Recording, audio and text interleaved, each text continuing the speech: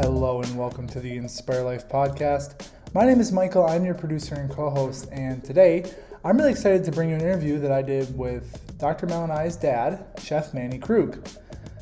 Chef Manny spent 33 years teaching cooking at St. Paul College, and after creating his entire career around cooking, both in kitchens and also with teaching cooking, he has very unique perspectives on the current state of the hospitality industry, especially here in the Twin Cities.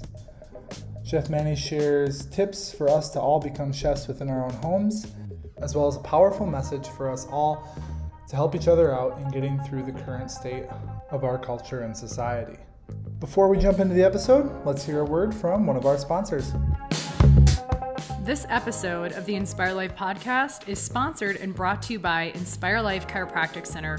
We help women, men, and families overcome trauma and chronic health challenges and in turn reclaim their power in their everyday lives. Our unique approach to care is unlike anything you've probably experienced when it comes to true healthcare.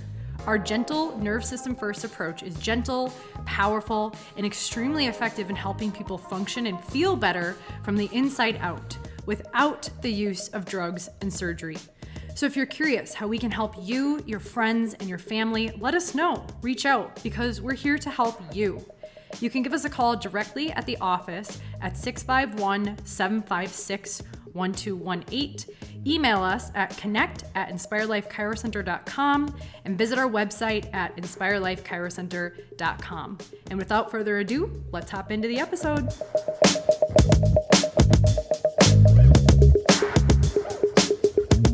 Welcome to the Inspire Life podcast. Thanks, Michael. Good to be here. Yeah, my name is Michael. I am your producer and co-host, and today I have a special guest, Chef Manny Krug, my father, and we're going to talk a bit about food. We're going to talk a bit about nutrition, talk about cooking and how you got into it. So before we get too deep into it, how about we start with tell our audience about yourself. Hi, everybody. My name's Manny Krug, and as Michael said, I'm his dad, and I am a native of the Twin Cities here. Grew up in St. Paul on the mean streets of the west side, where my dad at going on 83 still lives, and I'm a product of St. Matthew's grade school over to Humboldt High School, and then upon completion of Humboldt High School, I was actually pursuing a career in hockey that obviously was short-lived, so I attended St. Paul College, which at the time was the TVI, Technical Vocational Institute, and I went into cooking, in part because it still allowed me to play sports, and it was a passion that I had from a pretty early age. I think a lot of my love for cooking came from my mom, but at the same time, some of the first jobs you could get back in the mid to late 1970s were in kitchens, whether it was frying chicken at North Star Lanes or making omelets at Chester's on South Robert Street. And then eventually from St. Paul College, I spent a year and a half at UW Stout in Menominee. And after a year and a half, I realized I really missed the kitchen, so I transferred to a school called the Culinary Institute in Hyde Park, New York, short called the CIA. And I'll never forget going out there. It was quite an experience to be in upstate New York, and very small class sizes, a very prestigious school. And upon completion of the CIA, I was fortunate enough to get an internship, and I spent 1 year in Germany, actually West Germany at the time, working in Frankfurt at the Park Hotel. Just an amazing experience looking back on it. Probably one of the, I wouldn't say one of the best years of my life, but certainly one of the most educational years of my life, seeing how things were done in a Michelin-starred restaurant and hotel with a pastry shop and a butcher shop and cheese that would come in via the train twice a week from Paris, France. And Good cheese. Really good cheese, and lots of it. So after that year, I returned to the States and finished my undergrad at Stout and worked in a few hotels and restaurants before teaching. And I just recently retired about a year ago from 33, almost 34 years of teaching at my alma mater at St. Paul College. Nice. So taught cooking for 34 years at St. Pretty Paul close, College. yep. Just about 34 years, and prior to that, cooked in kitchens from, well, literally age 15. I think age 15 or 16 when I worked at the bowling alley, and it wasn't any high-end cooking, but it was burgers and fries and wings and Still cooking. still cooking, absolutely. Yeah. So, I mean, there's a couple different directions I want to go, but I want to start with within 34 years of cooking and having all sorts of different students and working with all sorts of different populations and people, what was maybe one of the most interesting things that you saw or most surprising things that came from a culinary student? Or I don't know, does that make sense? Is there anything? Oh, absolutely. Yeah. There's quite a few things. I've seen students pour water over steaks that were on the grill, and I questioned it, and the student told me that he thought the steak was catching on fire, and basically told him that when you grill food, fire is good, fire is flavor, and that he should never pour water over a steak again on a grill. Wasn't the exact choice of words I used. I had another young lady who put rice in the steamer without any water, without any stock or liquid, and after 20 minutes told me the rice was still raw.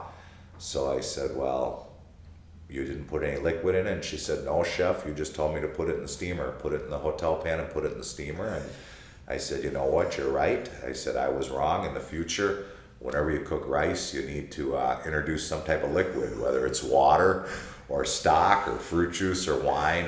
Rice needs some type of liquid to absorb. But I think one of the more interesting and probably one of the funnest things was I recently, about 3 or 4 years ago, had a student from Ethiopia, Faisal, and he, when I taught in the restaurant at the end of the semester, with certain classes, if they were good classes, I would allow them a day to create their own menu. And he asked if we could get goat. And as it turns out, we were able to get goat. And it was really interesting watching him prepare this goat, this native dish over the course of 2 days with the injera, which is the bread that the Ethiopian people eat that literally looks like a giant tortilla wrap, but it looks like it's alive. It has kind of a texture fermented, like right? a sponge. Exactly. Yeah. Oh, it's so exactly. good. It was it was really neat, and he was very proud of the dish. And I had never prepared goat. It was I prepared a lot of other wild game, but I never prepared goat. And come to find, as I researched it, goat is actually one of the more consumed proteins in the world outside of North America, at least, or at least outside of the United States. Very cool. So what I'm hearing is that when you saw that there's some things like rice. Obviously, rice, you need to have some liquid, and it's kind of funny. But also too, there's a lot that needs to be learned when it comes to cooking. There's a lot that, I mean, for you, obviously teaching for so many years, and then us just growing up, there's just kind of some basics that we take for granted. Right? Absolutely. That we don't even think about. And then also with that, there's always new things to be learned. Right? Without a doubt. Cooking goat for the first time. It's evolving, and I think especially over the last 10 or 20 years, you have such a influence of different nationalities and different cultures. And I remember, growing up, I grew up on the west side of St. Paul but I would go to their homes and see their moms making tamales or making enchiladas or making actually handmade tortillas, and especially the tamales, because I love tamales, and I didn't realize that there's so much work and so much labor that goes into it. And I understand why they're usually only made twice a year, which are the high holy seasons before Christmas and Easter.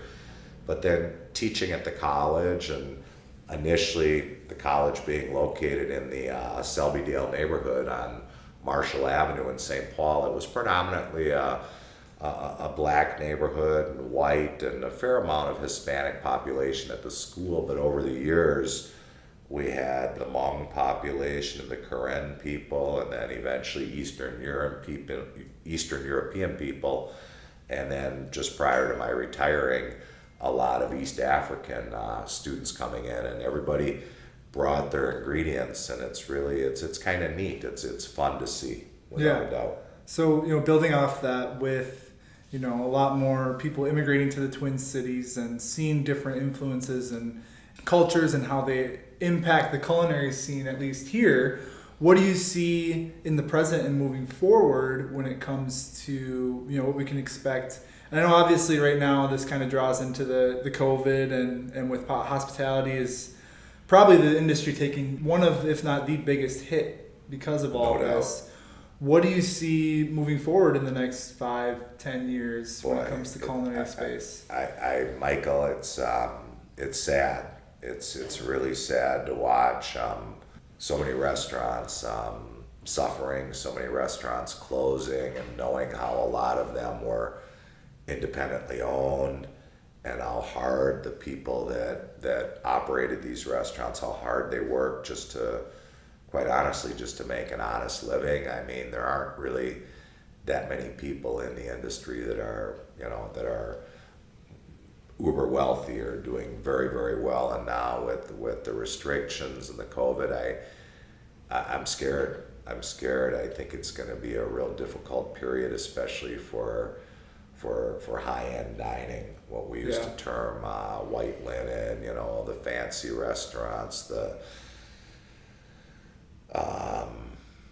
hotels, the occupancy is so down, travel is being so restricted, and it just, I think it's a very, very difficult time, and what's going to come out of it are people that kind of reinvent themselves and can do a good job with things like Grubhub and DoorDash. I look at Casetas, and he was actually leading the nation in May and June for takeout food ordering, and not everybody has the capacity, not everybody has the kitchen like Dave does to be able to succeed at that, and there's a lot of places that they're just not going to make it, and it's sad. I don't know what to say, and it couldn't have come at a worse time. It seemed like, especially in the Twin Cities, the restaurant scene was thriving. I mean, you saw places like Belcor and In Bloom and Spoon and Stable and Demi, and those are your real high-end properties that I don't think you'll see a lot of them come back, to be honest. Yeah. It's going to be a new reality, and you mentioned the food delivery having to be an adaptation that restaurants are going to have to fully embrace to survive, without a doubt. But with that too, more people needing to and choosing to dine at home. Oh, absolutely. So, building off that, what do you see for, people who potentially want to start cooking more? Maybe for some of our listeners who that's just not their forte and cooking isn't something that they've done. What would you maybe give them as a piece of advice or something to consider? Well, I think there's still books out there. There's obviously some great publications. There's lots of magazines. Cooks Illustrated had a phenomenal magazine back in April, some of the greatest Chinese recipes, and just to get more comfortable as people are staying home, not going out to eat, and there's things in online. Obviously, there's various classes or recipes. If you Google chicken cacciatore or chicken coq au vin, I'm sure there's a number of different recipes that'll come up, and just getting into the kitchen and starting out, I think, with basics, learning how to handle knives, learning what different ingredients are, and eventually stocking some decent equipment, and just having fun doing it. I mean, and it doesn't have to be anything extremely fancy. I'm making a good BLT, grilling a good hamburger. There's a lot of things that people are gonna hopefully get into. Yeah, it's what I'm hearing is that with cooking, and cooking is kind of like an art, right? There's a lot of experimentation. Absolutely. And you got to be willing to put yourself out there and try and learn, right? If you've listened to the podcast, you know that I don't like to say trial and failure or trial and error, right? Because there's always learning to be taken away. But you also might have to maybe cook a BLT and maybe burn some bacon first to figure out how to do it properly. Absolutely. So it's part of the process. Building off that, you mentioned chicken cacciatore, some other different recipes and foods. What is your favorite food? And I'll let you perceive that however you want. But what's your favorite food? I have to be honest. I don't know if I have one favorite food. I love barbecuing. Yeah. I love smoking. I think it would probably be between a Texas smoked brisket or a nice rack of loin back ribs. Okay. I'd have to put that near the top of my list. But I also I love Cajun Creole food. Oh, yeah. And to make a good pot of gumbo, is one of my go-to dishes. It's hard to pin down one thing, but barbecue in particular. But at the same time, it's pretty hard to beat a nice steak, whether it's a ribeye or a top sirloin off the grill with some sautéed mushrooms and garlic and a good baked potato and a nice salad. That's a tough one. But I would say kind of a cross between barbecue and Cajun food are probably my most go-to items. Yeah. Gotcha. Yeah. Sounds good. I'm getting hungry just thinking about it. We're getting towards the end of our episode today, and if you've tuned in to the Inspire Life podcast, you know that this is a question I ask all of my guests. This is going to be the final question for today, Dad. So if there is one thing, maybe it's a piece of information, a tip, whatever it is, and it can be related to food or not, long story short, what is the one thing you would leave our audience with today? Oh, I think just be kind. Be kind to each other and take some time to listen to people. I think that's something that, especially with some of the things that went on over the past few months, whether it be the COVID related or the protests and the demonstrations and stuff, I think as a society and as a whole, we oftentimes just don't spend enough time listening to each other and respecting others' viewpoints. It's not necessarily that you have to agree with them, but at least listen to them and don't think of it if they're different than your opinion, that they're necessarily bad or evil people. And that's just something that has me a little bit concerned. Some of the things I see and read, and I have to be honest, I've kind of stopped watching the news to some degree because it's depressing. I have to be honest, it's kind of depressing. And get out and exercise, ride a bike, walk a dog, take a walk. But I think one of the biggest things I'd like to tell people is just to be a little nicer to one another. And it doesn't cost anything to say please or thank you to people, or just be respectful. Well, I think what you mentioned too about listening, right? So many people, especially nowadays with social media, everything, they want to tell everyone what they think and their opinion, but how often do we actually sit back and listen? So absolutely, that's really key. And then also building off of what you said with kindness to others, and with that too is being kind to yourself. And I'm tying this back to food. One of the most important ways that we can be kind to ourselves is to have good, high frequency, nutritious, delicious food. Which is something that you made a career out of, which is something that absolutely right now, stay tuned, we're in the works of creating more around, because we know that that's such an important part of us. For us to show up the best that we can in society, we need to start internally and focusing on what we can do to be kind to ourselves. So absolutely awesome. Any other closing remarks? I want to obviously thank you too for your time. No, absolutely, Michael. Thank podcast. you. Yeah. No, I appreciate it. Last but not least, if anyone wanted to get in touch with you, maybe hear more, how can our audience listen? Chef Krug at yahoo.com. Chef Krug at yahoo.com. And hopefully down the road here, more with Inspire Life. Yeah. With Michael and with Melissa. Yeah. And, I thank you for teaching people ways around the kitchen. We're at a point in our society where massive change, especially with food, needs to happen. We know that if we look at the way that Americans eat versus a lot of other parts in the world, and we look at a lot of the health issues and the chronic disease that we're facing compared to other parts of the world, there's a correlation, which I would honestly call causation, right? I mean, I can't technically do that, but there's a lot of healing that needs to be done, especially around food in our country.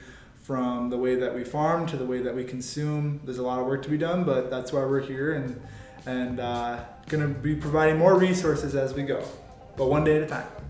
Absolutely. Awesome. Thanks, Dad. Thank you, Michael. I appreciate it. Thank you. Love you too. Thanks, everybody. And to everyone, as always, keep inspiring.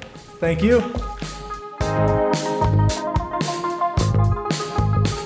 Thanks for tuning into the Inspire Life podcast today. Please comment, like, and subscribe on whatever channel it is you're listening in on today. Also, if you're on iTunes, please write us a review and leave us 5 stars. That way we can get the word out to more people and help everyone continue to strive towards their health and wellness goals. Lastly, hop on over to Facebook and join the Inspired Living community. There, Dr. Mel and I share all of our content to help you continue to live your most inspired and thriving life. And until next time, keep inspiring.